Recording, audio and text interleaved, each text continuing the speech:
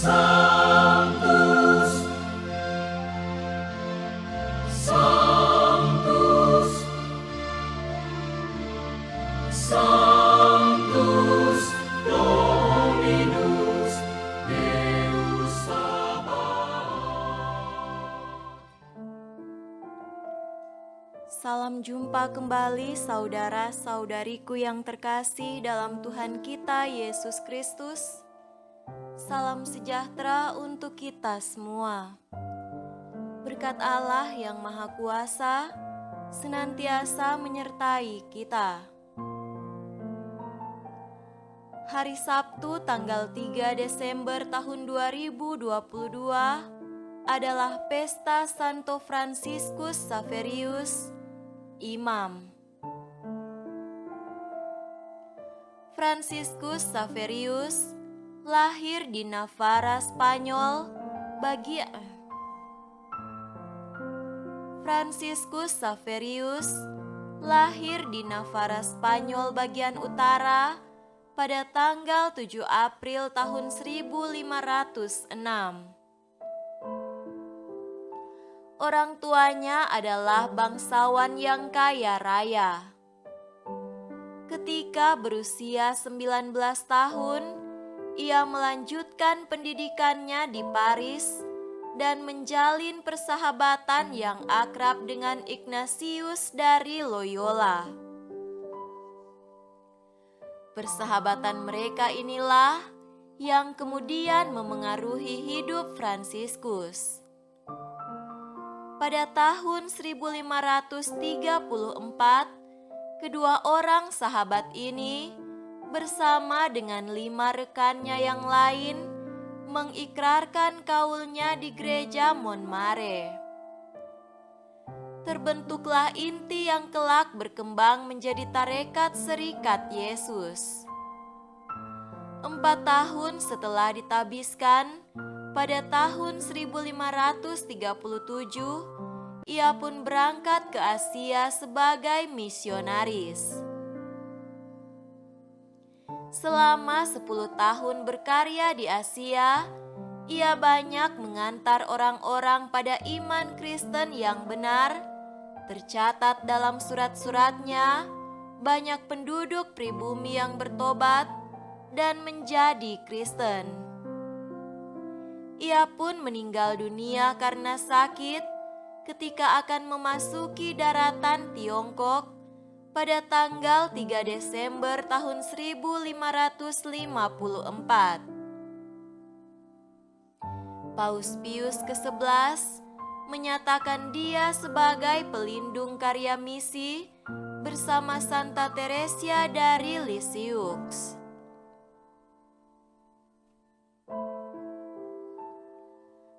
Marilah kita mendengarkan dan merenungkan bacaan-bacaan kitab suci.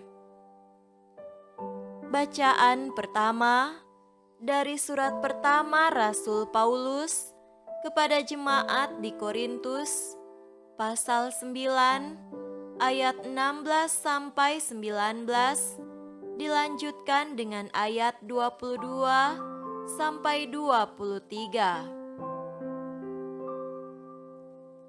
Karena jika aku memberitakan Injil, aku tidak mempunyai alasan untuk memegahkan diri. Sebab itu adalah keharusan bagiku. Celakalah aku jika aku tidak memberitakan Injil. Kalau andai kata aku melakukannya menurut kehendakku sendiri, memang aku berhak menerima upah. Tetapi karena aku melakukannya bukan menurut kehendakku sendiri, pemberitaan itu adalah tugas penyelenggaraan yang ditanggungkan kepadaku. Kalau demikian, apakah upahku? Upahku ialah ini, bahwa aku boleh memberitakan Injil tanpa upah dan bahwa aku tidak mempergunakan hakku sebagai pemberita Injil. Sungguh pun aku bebas terhadap semua orang. Aku menjadikan diriku hamba dari semua orang, supaya aku boleh memenangkan sebanyak mungkin orang. Bagi orang-orang yang lemah, aku menjadi seperti orang yang lemah, supaya aku dapat menyelamatkan mereka yang lemah. Bagi semua orang, aku telah menjadi segala-galanya, supaya aku sedapat mungkin memenangkan beberapa orang dari antara mereka. Segala sesuatu ini aku lakukan karena Injil, supaya aku mendapat bagian dalamnya. Demikianlah sabda Tuhan. Syukur kepada Allah.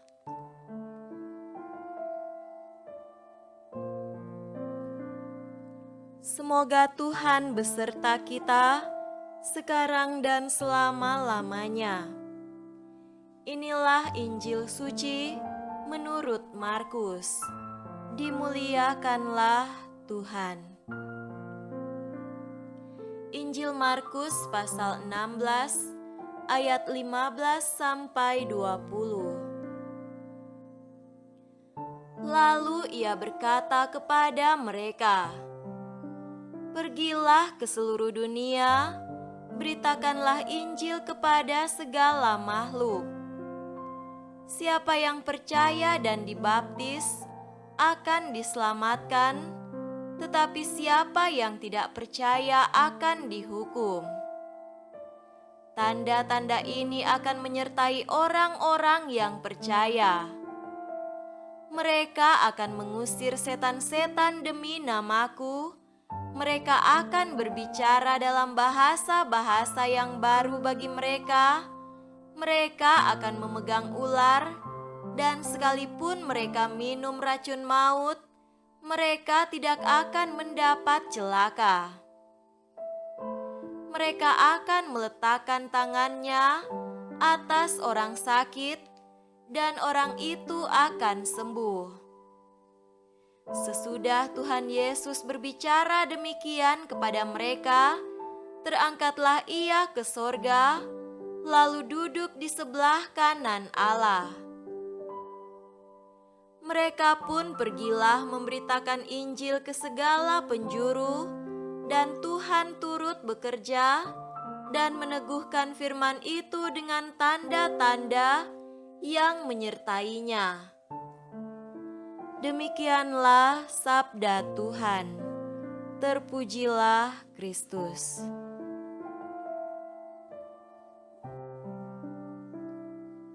Saudara-saudariku yang terkasih dalam Tuhan kita Yesus Kristus, tema renungan kita pada hari ini adalah Sang Misionaris. Hari ini gereja merayakan pesta Santo Fransiskus Xaverius, seorang imam yang sangat berjasa menyebarkan dan mengabarkan Injil di Asia, khususnya di Indonesia. Bisa dibayangkan kalau Santo Fransiskus tidak pernah menginjakan kaki di wilayah Nusantara ini. Bisa jadi agama Katolik di Indonesia tidak seperti sekarang ini. Tetapi syukurlah berkat kegigihan dan semangat yang luar biasa dari Santo Fransiskus, sehingga iman Katolik bisa ada dan berkembang dengan subur di negara tercinta kita ini. Semangat untuk menyelamatkan jiwa-jiwa mendorong Santo Fransiskus Xaverius. Ia datang untuk mewartakan Injil dalam keselamatan bagi banyak orang. Ia sungguh mengikuti apa yang diperintahkan oleh Tuhan Yesus sendiri. Saudaraku terkasih, Injil hari ini berbicara mengenai bagaimana Yesus memberikan perintah kepada para murid-Nya sebelum ia diangkat ke surga. Yesus memberikan perintah yang tegas untuk pergi mewartakan Injil kabar baik dan keselamatan kepada semua orang. Mereka yang menerima dan menaati Injil akan memperoleh keselamatan sesudah mereka percaya dan memberi diri dibaptis. Kepada mereka yang percaya kepada Tuhan, adalah tangan Tuhan akan selalu menyertai mereka. Apapun yang mereka buat dalam nama Tuhan akan memperoleh rahmat yang berlimpah. Perintah inilah yang didengarkan oleh Santo Fransiskus Xaverius. Ia dengan gigih, tanpa takut dan penuh semangat, mewartakan kabar sukacita di Asia, terlebih di Indonesia, agar orang-orang yang mendengarkan Injil boleh mendapatkan keselamatan. Kita bergembira dan berbahagia, serta bersyukur atas pesta Santo Fransiskus Xaverius pada hari ini. Perjuangannya mewartakan Injil, penuh perjuangan dan pengorbanan diri, sampai ke Indonesia, patut diberikan apresiasi dan penghormatan. Teladan Santo Fransiskus Xaverius mendorong kita untuk berani keluar dari diri kita sendiri dan mewartakan Injil dan kebaikan Tuhan kepada sesama, agar kebaikan dan keselamatan bisa dialami oleh banyak orang. Kita tentu pasti bisa dengan berani dan tanpa menyerah melakukan seperti yang dibuat oleh Santo Fransiskus Xaverius di tengah hidup dan aktivitas kita. Semoga demikian. Amin.